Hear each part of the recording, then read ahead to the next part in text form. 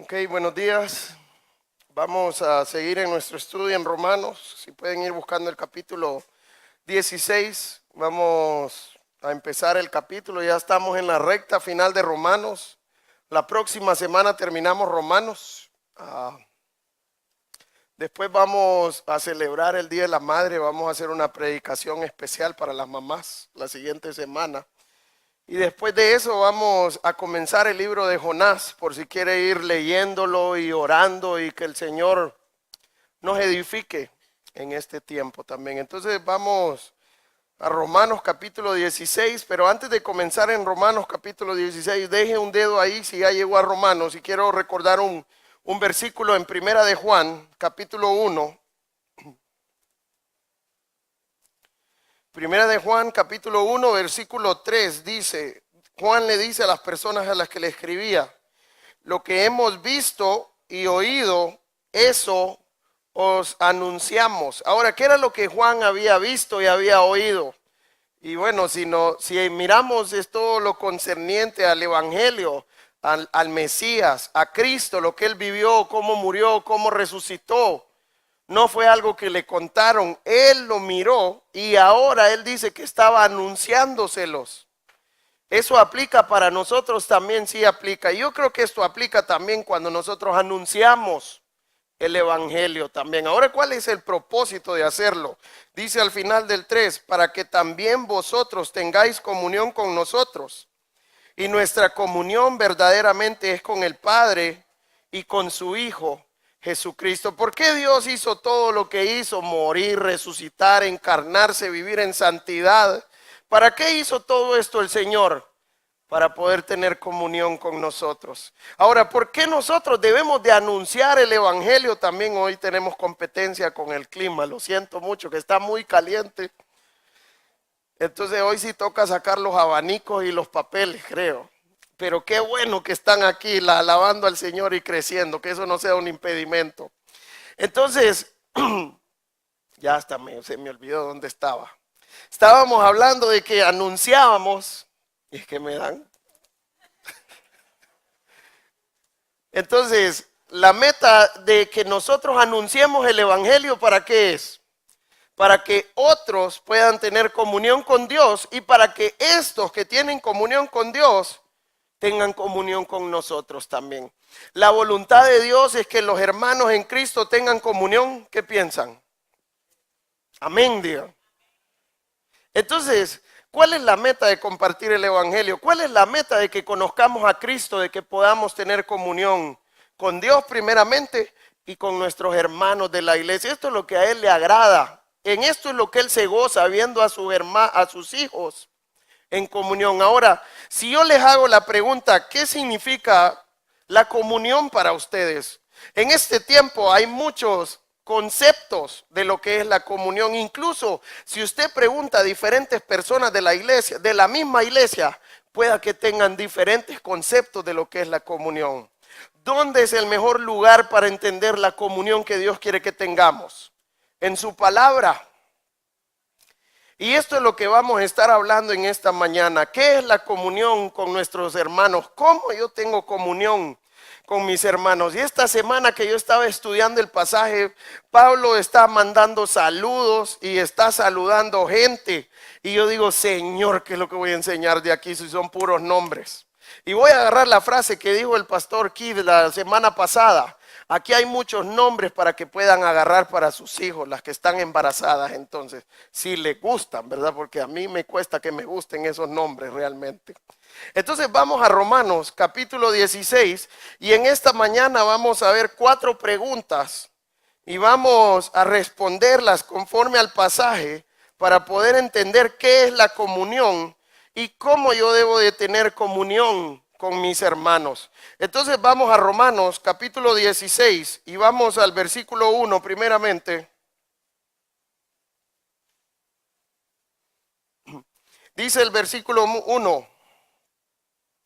Os recomiendo además nuestra hermana Febe, la cual es diaconisa de la iglesia en Cencrea, que la recibáis en el Señor como es digno de los santos, y que la ayudéis en cualquier cosa en que necesite de vosotros, porque ella ha ayudado a muchos y a mí mismo. Entonces Pablo primero lo que hace es recomendarles a su hermana Febe, y es la persona con quien Pablo les envió la carta a los romanos. Ella era la que les trajo la carta a ellos. ¿Y qué es lo que le está diciendo a la iglesia? Les recomiendo a mi hermana Febe, la cual es que diaconiza en la iglesia en Cencrea. Yo creo que algo importante aquí, Pablo va a empezar a mandar saludos. Y lo que quiero resaltar en esta mañana es que Pablo lo que está haciendo es recordando cada persona a la cual envía saludos. Y le va a dar características específicas a algunas personas. Entonces, ¿cuál es la pregunta que vamos a responder en esta mañana? La primera, ¿cómo eres recordado en la iglesia? ¿Eres recordado como alguien que busca la comunión con Dios? Porque pregunta, la voluntad de Dios es que cada uno de nosotros busque la comunión con los hermanos. ¿Qué piensan? Esto es lo que el Señor quiere. ¿Cómo, cuando hablen de ustedes, cómo van a hablar? ¿Como alguien que buscó la comunión con los hermanos? ¿O como alguien que buscó otra cosa? Y esto es lo que Pablo va a empezar a resaltar.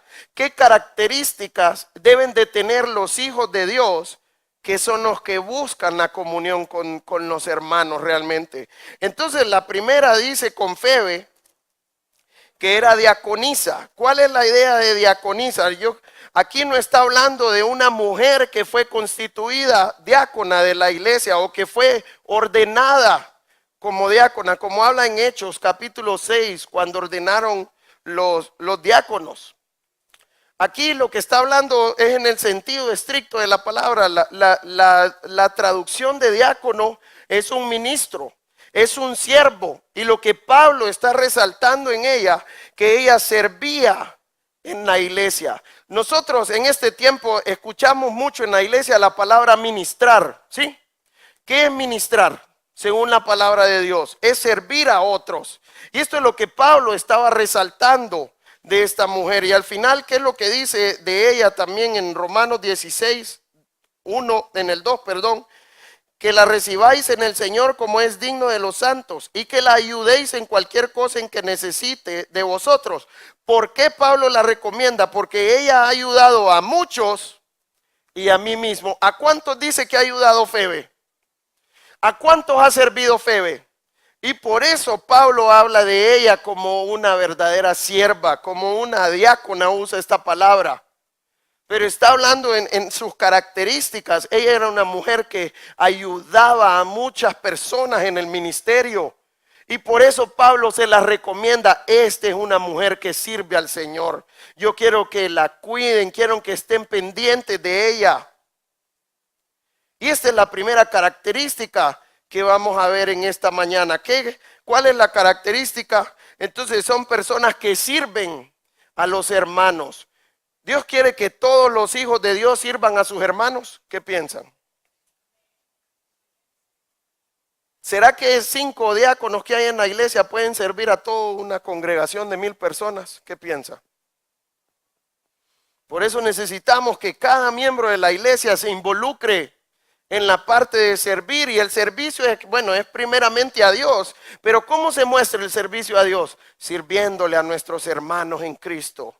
Esto es lo que el Señor quiere, que sirvamos a nuestros hermanos. Y no solo a ciertos. ¿A cuántos dijo Pablo que servía a Febe? A muchos y a mí también. Entonces vamos a ver la siguiente característica. Versículo 3. Romanos 16, 3. Dice el versículo 3, saludad a Priscila y a Aquila, mis colaboradores en Cristo Jesús, que expusieron su vida por mí, a los cuales no solo yo doy gracias, sino también todas las iglesias de los gentiles. Ahora va a hablar de una pareja, Aquila y Priscila. Los dos parecen nombres de mujeres, ¿sí o no? Pero aunque usted no lo crea, Priscila es un nombre de hombre. Y estos era una pareja de casados, era una pareja que habían servido al Señor con Pablo. Ahora, ¿qué es lo que él resalta de Aquila y de Priscila? Es la idea de que dan su vida por los hermanos. Y bueno, por Pablo literalmente expusieron su vida. La Biblia no cuenta cómo, pero Pablo lo dice varias veces, que ellos expusieron su vida literalmente, pusieron en peligro su vida por cuidar la vida de Pablo. Ahora, esto es lo que el Señor quiere que hagamos. Pues no creo que todos vamos a exponer nuestras vidas por otros, pueda que en algunos casos sí, pero la idea es resaltar que ellos daban su vida por los hermanos. Nosotros como hijos de Dios debo de dar la vida por servir a mi hermano, por mostrar el amor de Dios, por ayudarle. Esta es la idea de dar su vida. ¿Cuánto Pablo dio su vida por los hijos de Dios?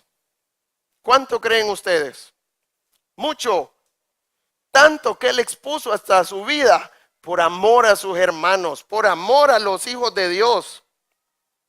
Incluso Primera de Timoteo dice que todo lo soporta por amor a los escogidos para que ellos sean salvos. O sea que él está sufriendo hasta por las personas que no son salvas todavía. ¿Cuánto más debemos de sufrir por nuestros hermanos? ¿Cuánto más debemos apoyar a nuestros hermanos y servirles entonces? En este caso es la idea cuando habla de dar su vida por los hermanos. ¿Qué más? ¿Cuál es la siguiente característica? Mire al final del 4 lo que dice Pablo de Aquila y de Priscila.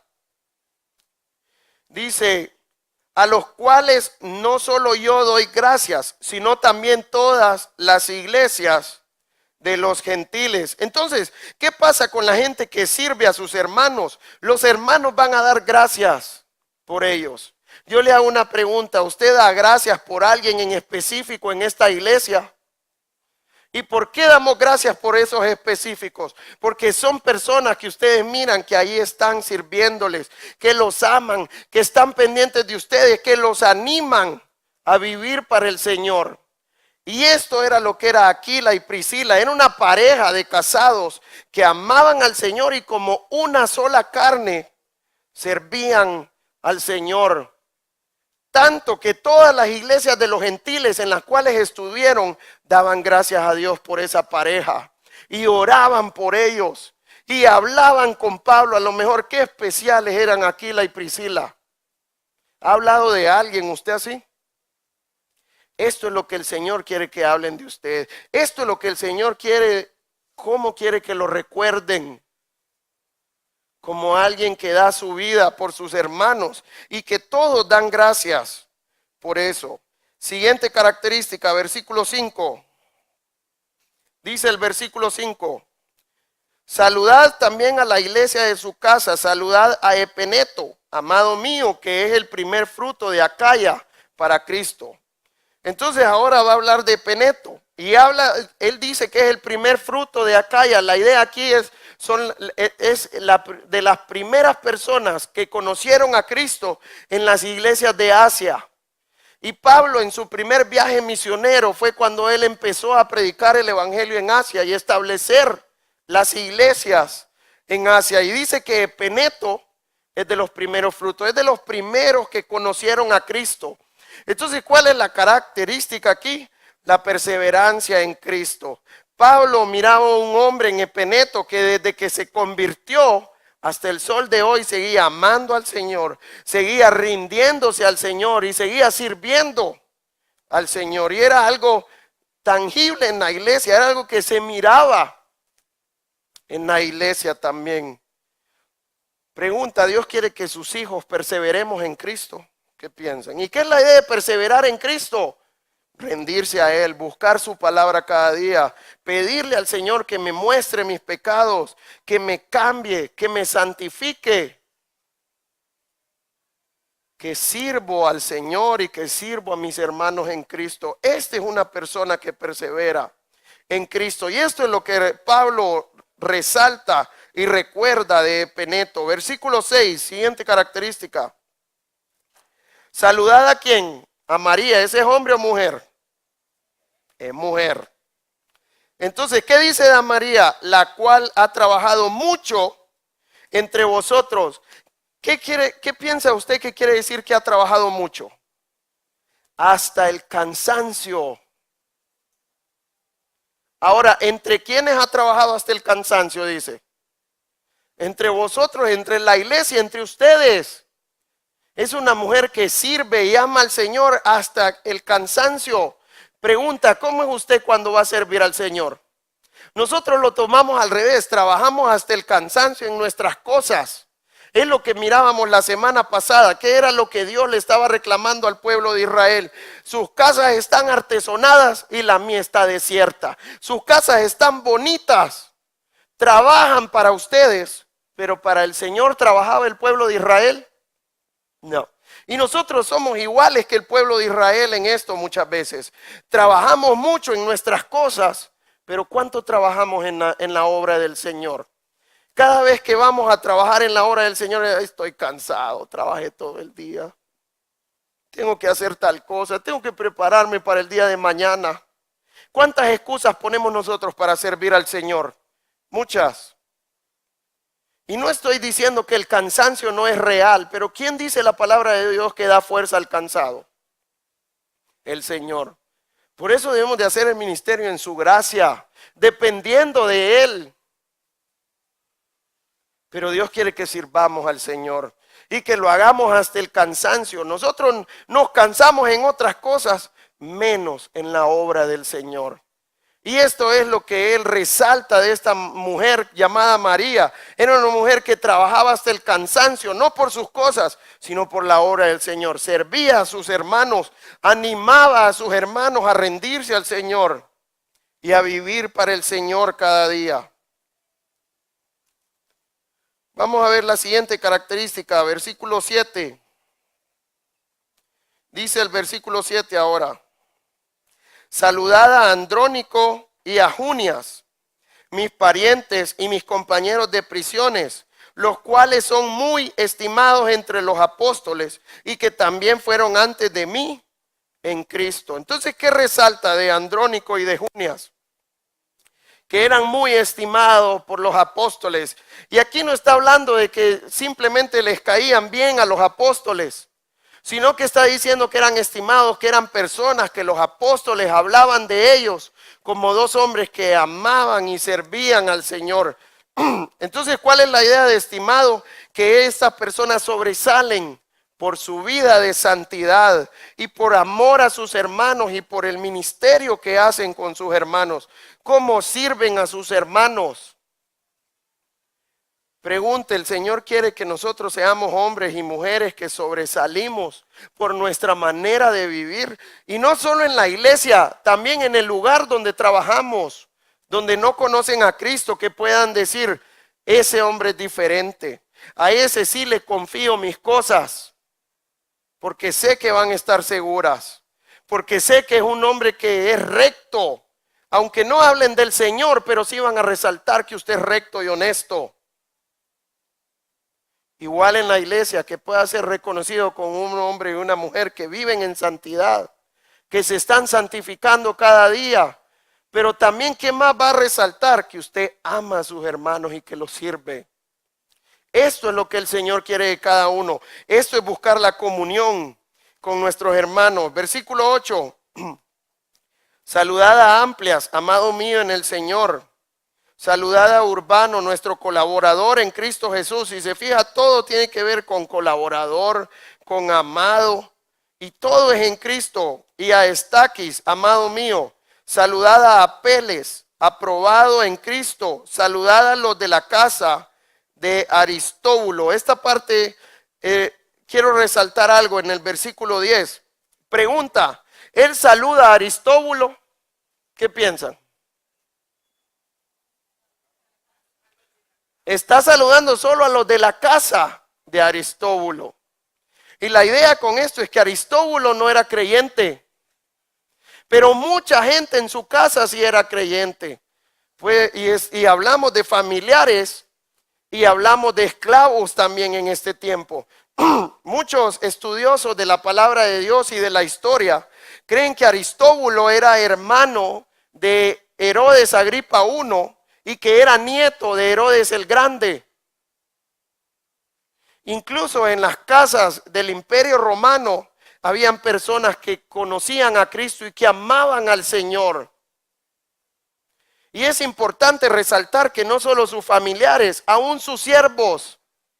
Ustedes se imaginan en la iglesia en donde dueños y esclavos tenían comunión. ¿Cómo se mira eso en el mundo? ¿Qué piensan? En el mundo es muy extraño porque en el mundo, bueno, en este tiempo no tenemos ni esclavos, tenemos empleados. Pero ¿cómo tratan a los empleados en las casas? Usted vaya a comer allá afuera, usted no va a comer con nosotros. ¿Eso es lo que se mira en el mundo, sí o no? Esto es lo que el Señor quiere que se vea en la iglesia. El Señor no quiere que hagamos acepción de personas. Pero ¿cuántas veces como iglesia hacemos acepción de personas nosotros? En donde, ¿qué es lo que en Santiago Dios enseñaba? Que cuando alguien entraba con vestido ostentoso, con anillo, le decían, hey, quítate que este se va a sentar ahí. Esto es lo que el Señor quiere en su iglesia. El Señor quiere que tengamos comunión unos con otros. ¿A quién nos mandó el Señor a predicarles el evangelio? ¿Solo a los que yo quiero?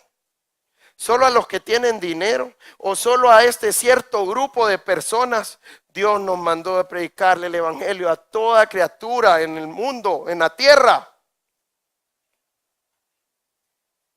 Y si Dios nos mandó a predicarle el evangelio a todos, Dios quiere que los creyentes tengan comunión unos con otros.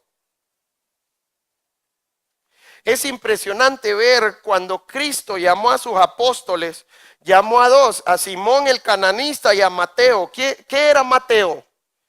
Era un recaudador de impuestos, era un judío que trabajaba con el imperio romano, robándole a su pueblo. Sacaba dinero para el César, pero también sacaba dinero para su bolsa.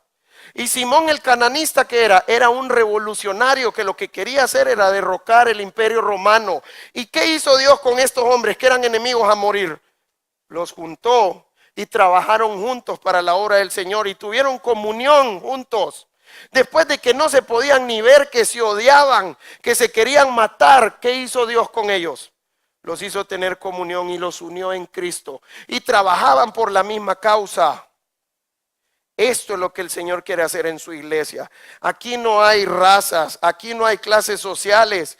Aquí lo que el Señor quiere es que los hermanos en Cristo compartamos juntos y tengamos comunión con Dios. Y por eso Dios habla que si Dios me da algo, ¿para qué me lo da? Para compartir para las necesidades de mis hermanos también. Si Dios le dio a usted, ¿para qué le dio? Para compartir con sus hermanos en la iglesia, con los que no tienen también. Eso es lo que el Señor anhela en su iglesia. A Dios no le agrada que hagamos acepción de personas. Versículo 11 también nos muestra lo mismo. Saludad a Herodión, mi pariente, saludad a los de la casa de Narciso, los cuales están en el Señor. A Narciso no lo saluda, solo saluda a los que están en su casa y dice que los que están en el Señor, no a cualquiera. Exactamente lo mismo. Narciso se cree que era el secretario del emperador Claudio en este tiempo. Entonces otra vez vemos de las familias imperiales que muchos de sus parientes conocían a Cristo, y no solo sus parientes, sus esclavos también.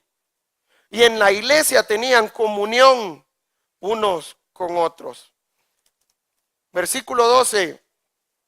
Saludad a Trifena y a Trifosa, las cuales trabajan en el Señor. Saludad a la amada Pérsida, la cual ha trabajado mucho en el Señor. Si se fijan, todas las cosas o trabajan en el Señor, o amadas o colaboradoras. 13. Saludad a Rufo, escogido en el Señor. En esta parte de Rufo es la misma idea como en lo que hablamos, sobresale por su vida. Pregunta: ¿todos los creyentes son escogidos por Dios? Sí. ¿Por qué en Rufo lo resalta? Tiene que ver por su vida. Con esto no está diciendo que solo él es escogido, sino que Pablo lo que está haciendo es resaltando la vida de Rufo, cómo él amaba al Señor, cómo él vivía en santidad, cómo él se rendía al Señor cada día y cómo servía a la iglesia de los santos también. Eso es lo que está resaltando en Rufo. Y además de Rufo, también ¿de quién habla? Versículo 13. Y a su madre y mía, dice. Y bueno, la mamá de Rufo no era la mamá de Pablo. Pero cuando él estuvo ahí, esa señora lo cuidó. Compartió para las necesidades de Pablo también. ¿Cuántas mujeres ocupamos en nuestra iglesia así nosotros? Que comparten con otros, que cuidan a otras personas. Versículo 13. Bueno, ese fue el que terminamos. El 14. Saludad a Síncrito, a Flegonte, a Hermás, a Patrobas, a Hermes. ¿Qué nombre le gusta más de todos esos? A Olimpas y a todos los santos que están en ellos. Saludaos los unos, hasta ahí el 15, vamos a llegar ahorita, que están con ellos. Entonces, al mirar esta lista, lo que vemos es que Pablo menciona 28 personas por nombre, o si no es por nombre, como menciona la mamá de Rufo, Rufo y su madre, o él y su hermana, empieza a decir. Pablo en este pasaje menciona 28 personas que son creyentes y resalta características en ellos de personas que buscan la comunión con Dios. Ahora, lo impresionante de esto es que dentro de esas 28 personas menciona 10 mujeres. ¿Y cuál es la ideología en este tiempo? Muchos piensan que Dios es machista, que Pablo es machista, que Cristo es machista y que la iglesia es machista en este tiempo. ¿Por qué? Porque dicen que la mujer no puede servir en la iglesia. Lo importante aquí es ver cómo Pablo resalta a estas mujeres como mujeres que aman al Señor y que sirven al Señor. Y lo importante aquí, porque muchas veces pensamos que la mujer es menos que el hombre por eso. Pero yo creo que lo importante es entender que la Biblia dice que Dios es un Dios de orden. Y Dios lo que muestra es pone un orden en la iglesia para servir en orden. Yo cuando no conocía a Cristo, pensaba que la autoridad Dios la había puesto por el pecado. Yo decía, Dios nos pone autoridades porque nosotros somos pecadores y quiere que nosotros sepamos cómo debemos de trabajar y poner orden. Eso es lo que yo pensaba antes. Pero si pensamos, yo les hago una pregunta. ¿En la Trinidad existe autoridad? La Biblia muestra claramente que el Hijo se somete al Padre. Y la Biblia muestra claramente que el Espíritu Santo se somete al Hijo y al Padre. Entonces vemos cómo Dios estableció autoridad en la Trinidad. ¿Por qué? ¿Porque ellos eran pecadores? No, ellos son perfectos los tres, por orden. Una pregunta, ¿el Espíritu Santo es menos importante que Cristo y Dios? Pregunta, ¿Cristo es menos importante que Dios? Simplemente cada uno tiene su rol en cómo servir a su creación. Y esto no lo hace menos ni más, sino que simplemente nos muestra un orden. Y esto es lo que Dios estableció tanto en la familia como en la iglesia. Pregunta, ¿quién es el líder espiritual en la casa? El hombre. Y Dios lo estableció por orden, no porque el hombre sea mayor que la mujer o porque tenga más importancia que la mujer. ¿Quién es el líder espiritual en la iglesia? ¿El hombre o la mujer? Vamos a segunda de Timoteo para verlo. Primera de Timoteo, perdón, capítulo 2.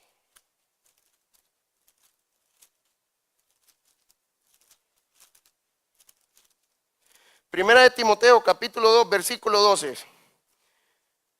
Mire lo que dice, porque no permito a la mujer enseñar ni ejercer dominio sobre el hombre, sino estar en silencio. Se escucha fuerte eso y ya los esposos están en llaves. ¿Se fijan? Lo que Dios está diciéndonos aquí es el orden que Él estableció. ¿A quién puso Dios como cabeza en el hogar? Al hombre. ¿A quién puso Dios como cabeza en la iglesia? Al hombre también. Y le está diciendo a la mujer, porque no permito a la mujer ejercer dominio y enseñar al varón. ¿Qué nos muestra esto en la iglesia? Que si en la iglesia hay una reunión de hombres y mujeres, ¿quién es el que debe dirigir? El hombre. ¿Por qué es más especial? No, porque fue el orden que Dios estableció. Personalmente yo creo que las mujeres tienen más capacidad que los hombres más bien. Si el hombre no toma el papel de liderazgo, ya sea en su caso en la iglesia, ¿quién es el que lo toma? ¿Y le cuesta a la mujer tomarlo? No le cuesta nada, es lo más fácil hacerlo para la mujer. Simplemente Dios nos muestra el orden que Él estableció. Y la Biblia dice que Dios es un Dios de orden. Dios quiere que mi familia sea ordenada como el Señor quiere. Entonces, Dios quiere que en la iglesia en la que yo estoy sea ordenada. Sí. Y por orden Dios estableció el liderazgo. Por orden Dios estableció el liderazgo al hombre. Ahora, la parte que dice que esté en silencio, lo que significa eso es que la mujer no puede hablar en la congregación. ¿Qué piensan? Eso es lo que piensan muchos. Pero no está hablando eso. Lo que está diciendo es que la mujer no tome el puesto de autoridad que Dios le ha dado al hombre. ¿Cuántas veces cuando hay una reunión de hombres y mujeres vemos algunas mujeres que quieren empezar a enseñar y quitarle al varón que está enseñando? ¿Han visto eso? Yo lo he visto mucho. Este es el cuidado que necesitamos tener en la iglesia y en la casa. Cuando hay una enseñanza o se va a hablar entre hombres y mujeres, ¿quién debe de liderar? El hombre. ¿Por qué? ¿Por qué es más especial que la mujer? No, por el orden que Dios estableció. Delante del Señor somos exactamente iguales. Tenemos la misma importancia para el Señor. Dios murió por todos, no solo por los hombres. El hombre no es más especial por eso. Y ahí es donde necesitamos ordenarnos tanto en la casa como en la iglesia también. Entonces vamos a ver la siguiente pregunta. ¿Cómo tener comunión con los hermanos ahora? Vamos al versículo 16. Saludaos los unos a los otros con ósculo santo. Os saludan todas las iglesias de Cristo. Y ese saludaos es un imperativo. Es un mandato que Dios nos da. Ahora, ¿de qué manera nos manda a saludar? Nos dice. Ósculo santo. ¿Usted sabe lo que es un ósculo santo? Un beso. Eso indica que nos vamos a empezar a piquear todos aquí entonces. Pueda que a algunos les vaya a molestar si lo piquea. A los hombres principalmente, ¿verdad? Dios quiere que nos besemos entonces. ¿Qué piensan? Y yo creo que lo que esto era una tradición en este tiempo, que se besaban. Pero por eso Dios le está diciendo, salúdense con ósculo santo. Pregunta, ¿todos los besos son santos? ¿Cómo fue entregado Jesús? Por un beso. ¿Y fue santo? O sea que nuestro saludo no puede ser santo también a veces. En este tiempo nosotros acostumbramos a darnos la mano o a abrazarnos o inventamos hasta saludos ahora nosotros. Y la idea con todo esto no es la manera como se saluda, sino el afecto fraternal que debe de haber en nosotros, el amor que debe de haber en nosotros. Pregunte, ¿el amor se demuestra por la manera como saluda? En este tiempo estamos acostumbrados, hermano aquí, hermano allá. Y muchas veces ni siquiera sabe cómo se llama el hermano. Hasta le digo cómo se llama, hermano, qué alegría verlo. Y ni lo conoce. ¿Lo ama entonces?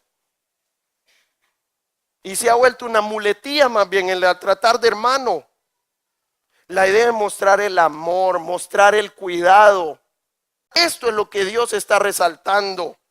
Quiere que estemos pendientes de nuestros hermanos. ¿De qué manera debemos de estar pendientes? En su crecimiento espiritual y en cuanto a sus necesidades.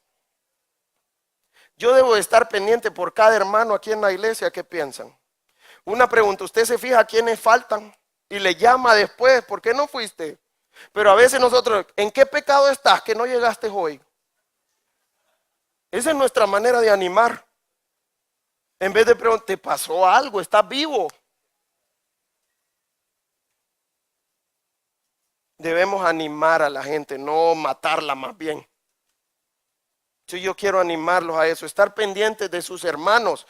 Uno, a rendirse al Señor. Y dos, a estar pendientes de sus necesidades. Si yo me doy cuenta que mi hermano tiene una necesidad, ¿qué tengo que hacer yo?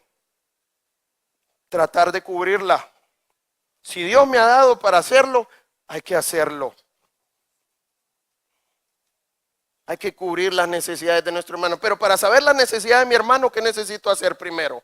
Estar pendientes, tener una relación con él. Esto es comunión con el Señor. Y a veces en la iglesia es lo que menos miramos, que estoy pendiente de ellos, de su crecimiento, ni de sus necesidades. Y por eso muchos usan la palabra ahora club social. Porque club social se miran y es todo. Tengamos cuidado que nuestro saludo no sea hipócrita. Podemos tener saludos hipócritas en la iglesia. Entonces tengamos mucho cuidado con esta parte. Vamos a ver el siguiente. Entonces ya miramos, es mostrar el amor, estar pendiente de nuestros hermanos en cuanto a su crecimiento y en cuanto a sus necesidades. Vamos al versículo 17 y vamos a responder ahora la pregunta de qué depende la comunión entre los hermanos. 17. Mas os ruego, hermanos, que os fijéis en los que causan divisiones y tropiezos en contra de la doctrina que vosotros habéis aprendido y que os apartéis de ellos. Porque tales personas no sirven a nuestro Señor Jesucristo, sino a sus propios vientres, y con suaves palabras y lisonjas engañan los corazones de los ingenuos. Entonces, ahora Pablo le está diciendo, les ruego, les imploro, les suplico. ¿Cuándo usamos estas palabras nosotros? Cuando pensamos que alguien está en un peligro. Eso es como que usted tenga una terraza insegura y usted le diga a su hijo, te suplico que no subas a jugar a la terraza. ¿Por qué? ¿Qué le puede pasar en la terraza? ¿Y puede ser grave? Y esto es lo que Pablo les está diciendo, les ruego. Entonces, ¿qué es lo que Pablo está mostrando? Muestra un peligro al no hacerlo.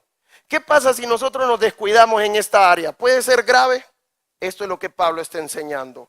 Ahora, ¿qué es lo que les ruega?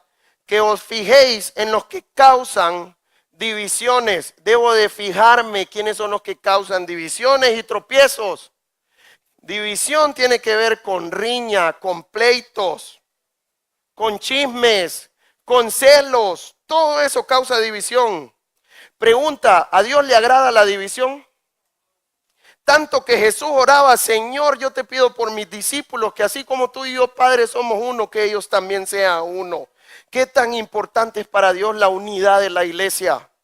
¿Qué tan importante es para Dios la unidad en el matrimonio? ¿A Dios le agradan los divorcios entonces? No, Dios no quiere que la gente se divorcie, sus hijos. ¿A Dios le agrada que las iglesias se dividan? Y lastimosamente así es como están creciendo las iglesias.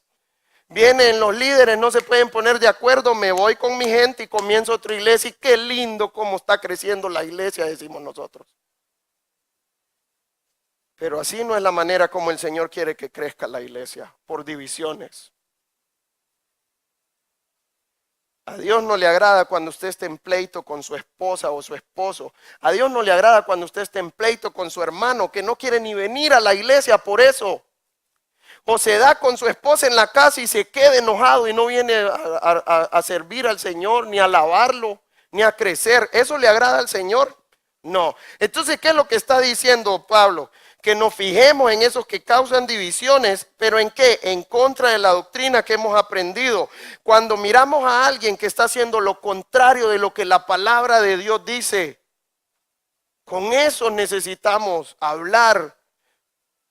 Y yo creo que Dios nos ha dado pasos. Hemos aprendido en Romanos cuáles son los pasos. Tengo que ir a hablar con Él, pero si Él persiste en la división, ¿qué hay que hacer? Dice el versículo, el 17, que nos apartemos de ellos. ¿Por qué? Porque ellos no sirven al Señor, sirven a sus propios vientres, a ellos mismos. ¿Qué nos está mostrando con eso? Esa persona no tiene comunión con Dios, así que no puede tener comunión con ustedes.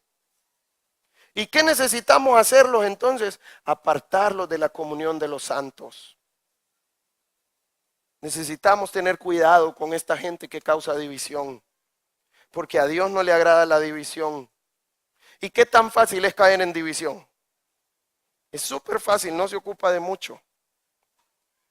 ¿Qué más dice el 19?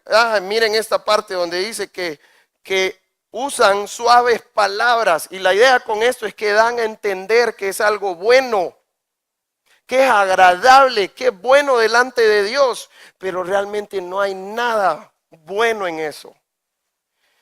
19, porque vuestra obediencia ha venido a ser notoria a todos, así que me gozo de vosotros, pero quiero que seáis sabios para el bien e ingenuos para el mal. ¿Qué pasa si yo tengo comunión con Dios? Dice, y el Dios de paz aplastará en breve a Satanás. ¿Bajo los pies de quién? Bajo vuestros pies. La Biblia dice que no le demos chance a Satanás en nuestras relaciones. Satanás siempre se va a querer meter. ¿Y cuál es la finalidad de Satanás? Separar los matrimonios, separar las iglesias. Pero ¿de quién depende que no se meta?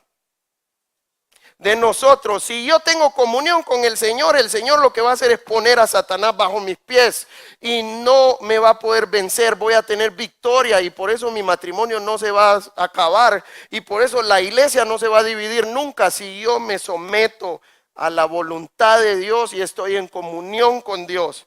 Y eso me va a llevar a buscar comunión con mi hermano, que aunque él me trate mal, yo lo voy a perdonar y lo voy a amar. Y si yo lo he tratado mal, voy a buscarlo y le voy a pedir perdón.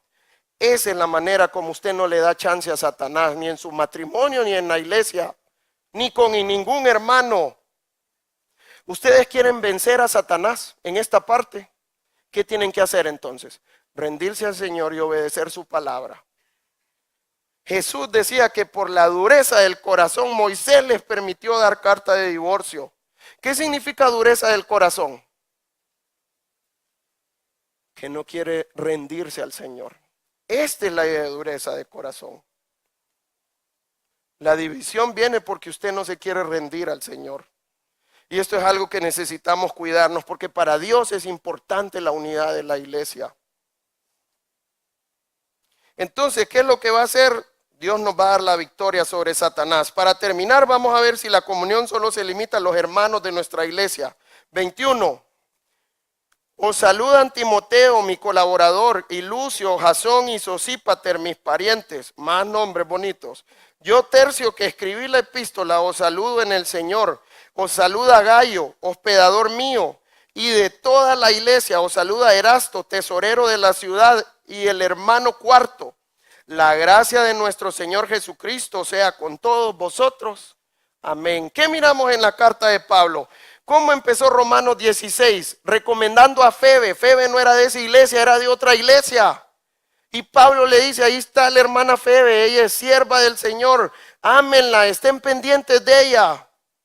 Aplican las mismas cosas para la comunión con hermanos de otra iglesia. Sí, yo debo estar pendiente de su crecimiento y debo estar pendiente de sus necesidades. Esto es lo que Dios mandó con Febe. Y esto es lo que hermanos de otras iglesias estaban saludando a los romanos. Seguro eran personas que oraban por ellos, que estaban pendientes de ellos. Si la iglesia de Tegucigalpa tiene una necesidad, ¿qué necesitamos hacer nosotros? Cubrirla. Si la iglesia de Choluteca miramos que está cayendo, ¿qué necesitamos hacer nosotros? Orar por ellos. Y si está en mí apoyarlos, mandarles un siervo, ¿debo de mandárselos también, sí o no? Debemos de cuidar el crecimiento de nuestras iglesias también. Y así tenemos comunión con hermanos de otras iglesias. Yo quiero animarles a tener comunión con Dios primeramente y con cada hermano aquí en la iglesia. Vamos a orar.